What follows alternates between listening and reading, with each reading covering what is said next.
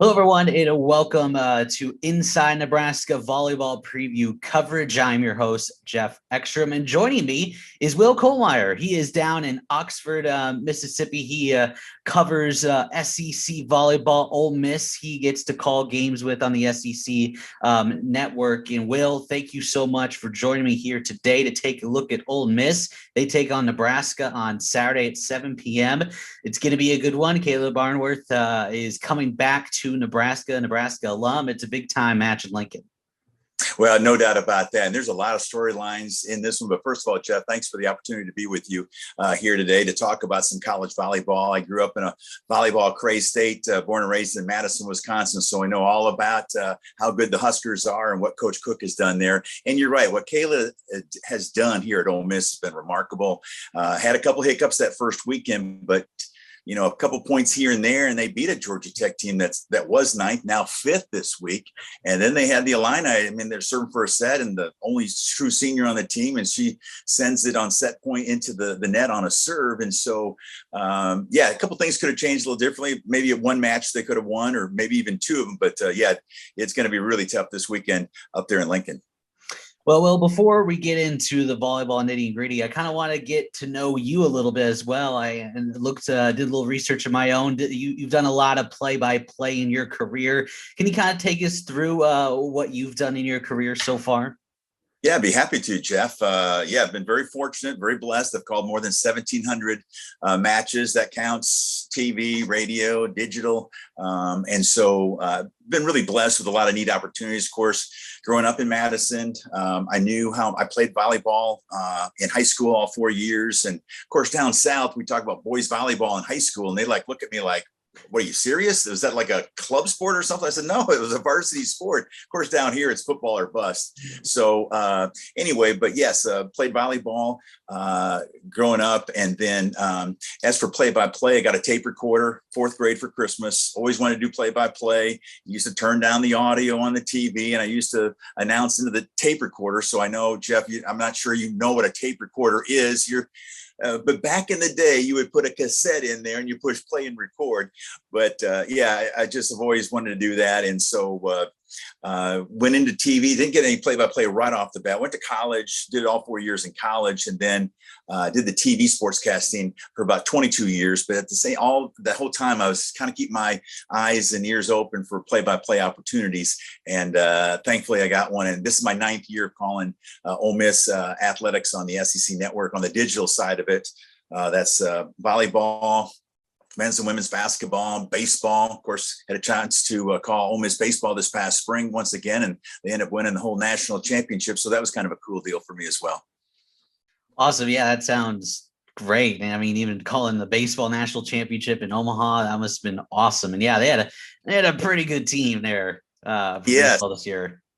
Well, they were good at the beginning. They ranked number 1 in the country. And so I did a lot of their games on the SEC network on the digital side, and they were ranked number 1. And then they had a little lull in the midseason. A lot of people thought, well, they weren't even going to make the SEC baseball tournament, much less the NCAA tournament. But they did, and they got hot at the right time. And they definitely turned some heads. And down here, there's not a lot of, up there in Nebraska, all the national championships with football and what Nebraska's done in volleyball. A lot of different, but down here at Ole Miss, that was like that was a big deal, because that was the first national championship they had in baseball, and I think just the second or third in the history of the university in athletics. So that was a big deal.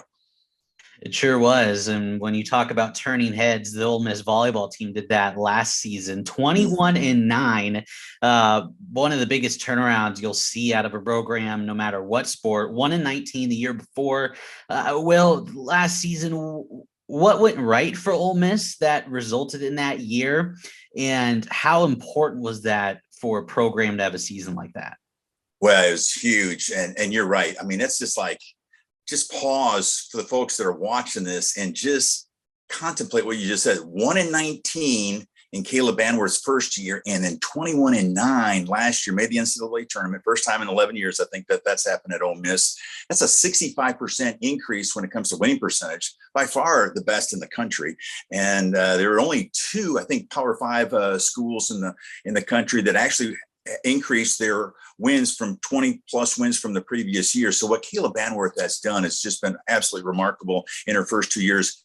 her first year, came in with COVID and all, and it was just kind of there was obviously some bumps, and she had to get some of her players in, but you can see what she's done. And she has parlayed that 21-9 NCAA tournament appearance last year into signing five high school All-Americans. Florida is the only other school that signed that many high school All-Americans this past year. So among all of the schools in the country. So that just shows you where this program is going. It's on the ascent. It is definitely going upward. And Kayla gets a lot of that credit because I think you have to start from the top, don't you? When you turn something around like that, she has brought in that pedigree. I don't think you can underestimate what she has learned under Coach Cook. Obviously, a great player at Nebraska was Kayla. And then she volunteers for a couple of years at Pepperdine. Then she comes back to Nebraska as assistant coach. Part of that, I think it was runner-up in one year in the national championship, another year as an assistant. And what she has learned, that pedigree that is Nebraska volleyball, and she has brought that down here to Ole Miss, and has just been absolutely, you talk about turning some heads. She has definitely done that. Of course, her program would be a tall task this Saturday night on the Big Ten Network to see what they can do against Nebraska. But they held their own. They had a good atmosphere, both games, both matches this past weekend. Nothing like the crowds that you see at Nebraska, but they had around 1,000 and a vocal crowd. And that's something that doesn't happen at Ole Miss. So with volleyball, so she is definitely has turned this thing around. And I thought Keith Carter, the athletic director, he's made a lot of good hires down here, and hiring Kayla's got to be there at the top, if not one of the top, maybe the top. I know a lot of people look toward Lane Kiffin, what he's done in football for Ole Miss, but Kayla Banworth, that hire has just been top shelf all the way. Well, I'm curious about your assessment of her coaching style. Like, how does she interact with the players? How's that style? Because I'll give you an example here of what Cook said the other day in his media availability. He mentioned that he never thought Kayla would become a head coach, let alone a coach in general, because when she was an assistant at Nebraska, he would have to say, Kayla, are you going to coach today? Because she was just so silent throughout her time there. So I'm curious, what's kind of her coaching style? How she interacts with players in that way? Well, she definitely, that probably has been a little bit of a learning curve for her, especially if Coach Cook says that, then that speaks volumes right there. Sometimes I watch her obviously on our TV broadcast. You see the cutaways and you see her sometimes on the side. If I don't see her myself, I'll see it on the camera angle. And she's pretty laid back. Now, of course, not as laid back as a former assistant at Nebraska, Coach Thomas up there at Illinois that we had, I had a nice visit with, who, by the way, coached, I think he said for 3 weeks with Kayla at Nebraska. He got the job at Illinois maybe in February of 17. I think Kayla came on board in January of 17. Now he is really laid back, but Kayla, I think, I see a lot. Obviously she's got the attention in the huddle. And then another person that's really helped her out is Bree Henry. I don't know if you remember Bree, Geoff, but she was a grad assistant, I think, on that 17 and 18 team, when Kayla was an assistant there, and then went to Santa Clara, I think, and now she's brought Bree on board this year. So she's trying to bring as much of that Nebraska feel and that tradition, that winning tradition to Ole Miss. And is done wonderful. I remember our first conversation. I had to have, I introduced myself and I said, "Hey, Coach, I'm going to be calling most of your volleyball matches. Really looking forward to that."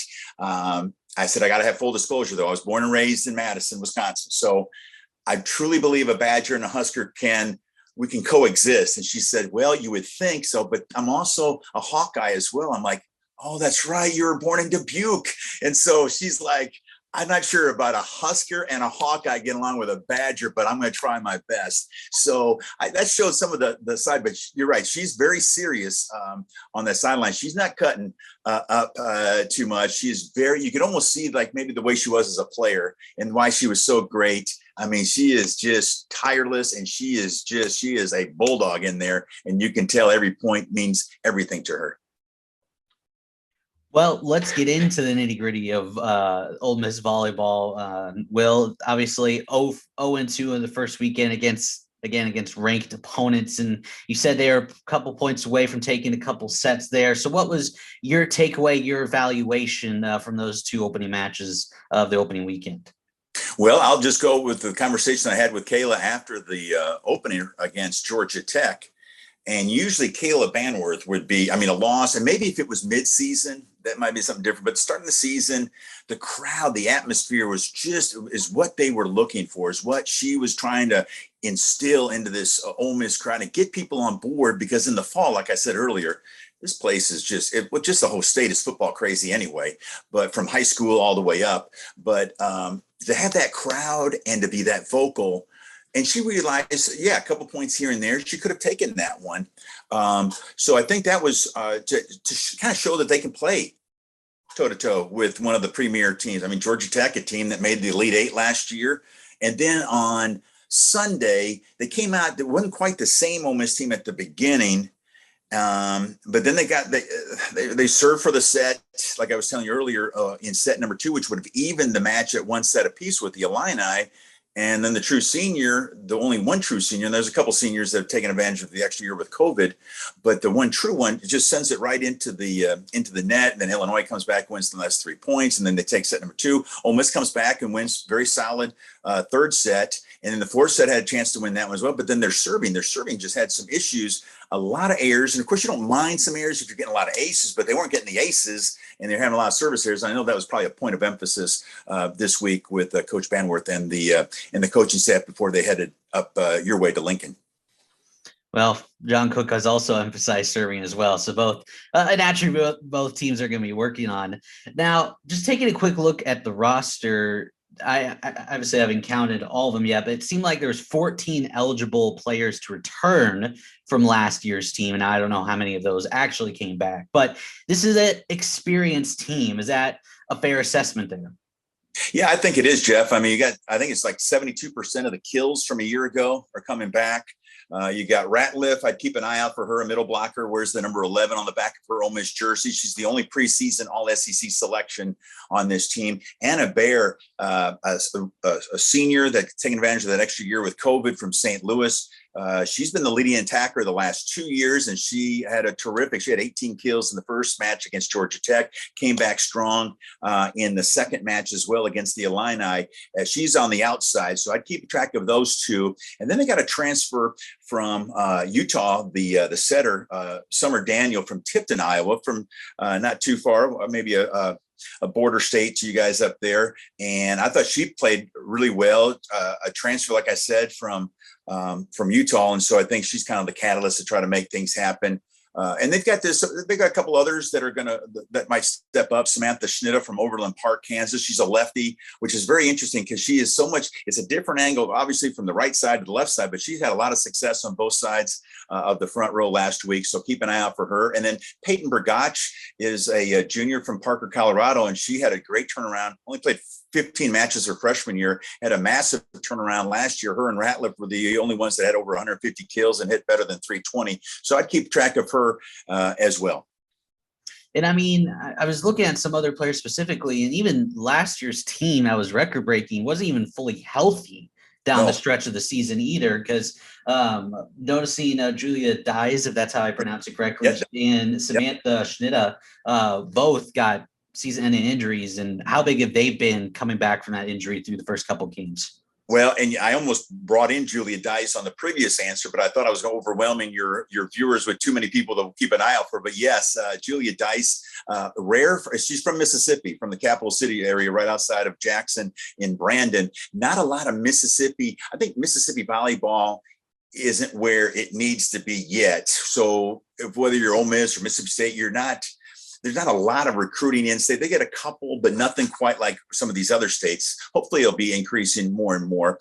But yeah, she only played, I think, maybe 12 matches last year, but she had a couple really solid matches this past weekend. Julia Dyce, a sophomore, and then Schnitta, like I was talking about, she had some success last year before she was injured attacking. And so she can get those double-digit kills. And so she's definitely a threat that I know Nebraska will keep an eye out for this Saturday. And then I also noticed defensive specialist Cami Nissin. She's a freshman, second on the team with 19 digs. How's that how's that defensive specialist role and libero position shaping out for the Rebels? Well, that's a good, really good point. Nissin, one of those 5 high school All-Americans that I was talking about earlier. And so it is really difficult to bring a true freshman in and compete in the Southeastern Conference. Of course, I'm not comparing the SEC to Big Ten volleyball. Big Ten volleyball is there at the top. But SEC, I mean, you got Kentucky and Florida, then everybody else is going to be trying to battle for the other spots. But I thought Nissin did a really good job. She's a freshman out of Cincinnati and really didn't see a lot of those nerves that you would think that you would have as a true freshman, even though she was a high school All-American, I think a second teamer. But to come in and play in, I mean, you're talking about, I mean, Georgia Tech and Illinois, I mean, both those teams went deep a season ago in the NCAA tournament. Illinois went to the Final Four back in, I think, 4 years ago. So that was a really good test for her right off the bat. And there were a couple other freshmen that maybe saw a little action, but the one that really stood out is the one you mentioned, Geoff, and that's Cami Nissin, and that's probably just going to be a work in progress. You're going to have some ups and downs with a true freshman playing against some really good teams, but she'll get better playing against the Nebraskas and the Illini and the Ramblin' Wreck, that's for sure. Now, when looking at the Nebraska matchup specifically for Ole Miss entering that game, what's the recipe for success and what are the damage limitations they have to have? Well, obviously, Ole Miss will have to play at a peak. I mean, they have got to bring it like they've never brought before. I mean, I don't think anybody down here, with the exception of Coach Banworth, and then, of course, Bree Henry that she's brought on board this year, the former grad assistant there at Nebraska, I don't think they really realize what they're going to be getting into, and that crowd, that atmosphere.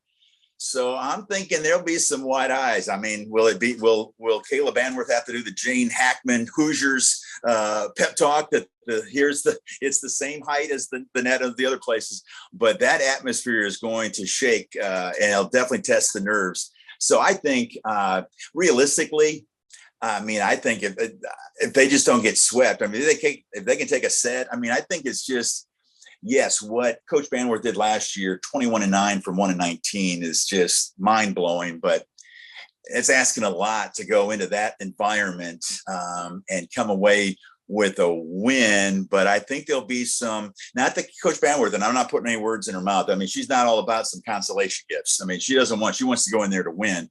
But I think if she can see that her team can compete at a pretty good level, like they did against Georgia Tech, that I think she'll be pleased. And you just never know. If you get hot, maybe Nebraska might not have their A game, then maybe it could be maybe a 4 or 5 setter. But I think realistically, I think she just wants to be able to compete and see her team play as hard as they can and learn from that, because that's why you schedule the Nebraskas. That's why you schedule all these tough teams. It's like what Coach Cook does up there at Nebraska. I mean, you got to get your team ready, not only for conference play, but now Banworth down here is not only trying to get them ready for SEC play, but after making the NCAA tournament last year, that she wants to get them primed and ready for postseason play.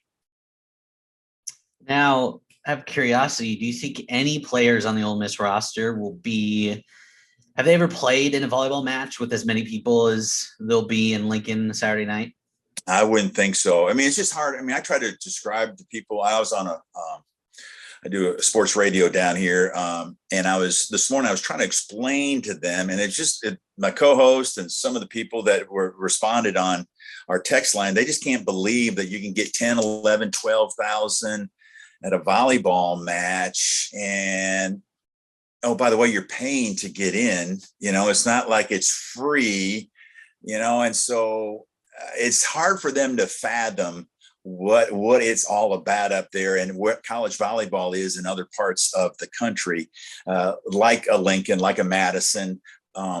And so, I think it's going to be wide eye. I think the true the true senior that I was talking about, Riley Fisher, she's a transfer from Florida.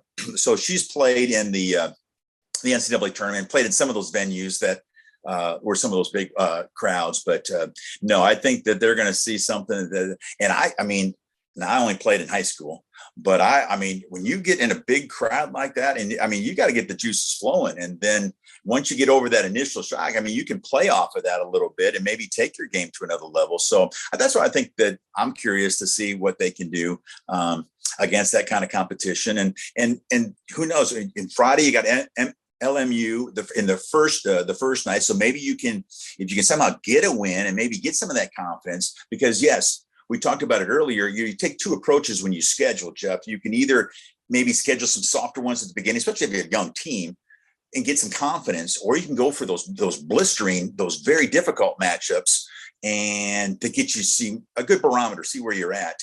And so I think that maybe give them, if they can somehow beat LMU, give them a little confidence, a little taste of that on their tongue that they enjoyed a year ago, and then they come in. I think that will help out. I don't think that they need to lose to LMU.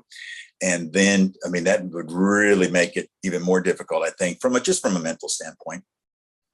Yeah, that your point reminds me of what John Cook said on his radio show a couple nights ago. He said, all it takes is just one big win for a program, and it's just a shot of confidence and a shot of momentum that can just pay big dividends the rest of the year. Obviously, Nebraska presents a great opportunity. Now, don't know if that'll come to fruition, but I think that's the kind of mindset that I think Kayla Banworth is taking with this heavy schedule.